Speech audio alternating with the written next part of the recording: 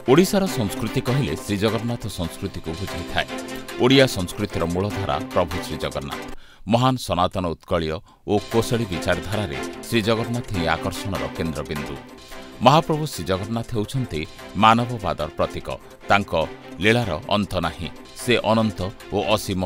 महाप्रभु श्रीजगन्नाथ द्वादश यात्रा मध्यरु गतकाली श्रीगुंडीचा यात्रा महाडंबर पालित हो जाइछि। आषाढ़ शुक्लपक्ष द्वितीय तिथि बरगढ़ जिला सोहेला ब्लॉक शनिमाल ग्रामठारे महाप्रभु श्रीजगन्नाथ श्रीगुंडीचा रथयात्रा रीतिनीति अनुसार पालित होइछि। नमो भगवते वासुदेवाय जगन्नाथाय ते नमो। नीलाद्र शंख मध्ये शतदल कमले रत्नसिंहासनस्थं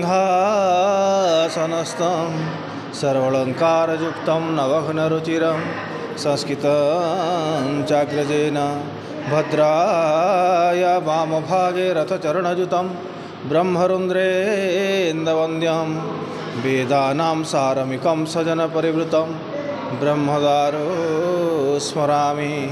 शुभ संध्या। मो श्रीजुक्त गोपाल पंडा शनिमाल जगन्नाथ मंदिर युवा पूजक। आज आम ग्राम बहु आडंबर श्रीगुंडीचा रथयात्रा पर्व पालन हो जाइछि। यही उपलक्ष्य रे महाप्रभु गतकाली महाप्रभुंकर नेत्रोत्सव होइतिला एवं अन्नभोग लागि करा हितिला। तापरे आज सकालू तांकर धूप दीप नैवेद्य होइकरी तापरे संध्या 4टार रथटଣା आरंभ होइतिला एवं बहु आडंबर रे आखपाख ग्रामर समस्त श्रद्धालु भक्तों उपस्थिति रे रथटଣା कार्य समापन है। रीतिनीति कहले देखुन आमर द्वितीय दिन रथटଣା हुए एवं महाप्रभु दशमी तिथि बाहुड़ा यात्रा करती। आमर पुरी रथ जो दिन हुए भटली रथ जो दिन हुए आमर शनिमाल ग्राम भी रथयात्रा से दिन अनुष्ठित होता है।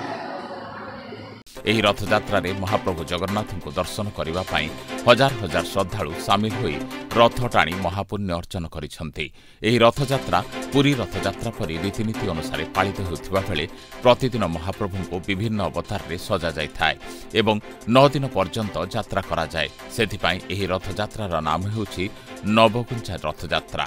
ବରଗଡ଼ରୁ ସୁନୀଲ ଭୋଇଙ୍କ ରିପୋର୍ଟ, ସ୍ୱସ୍ତିକ ନ୍ୟୁଜ୍।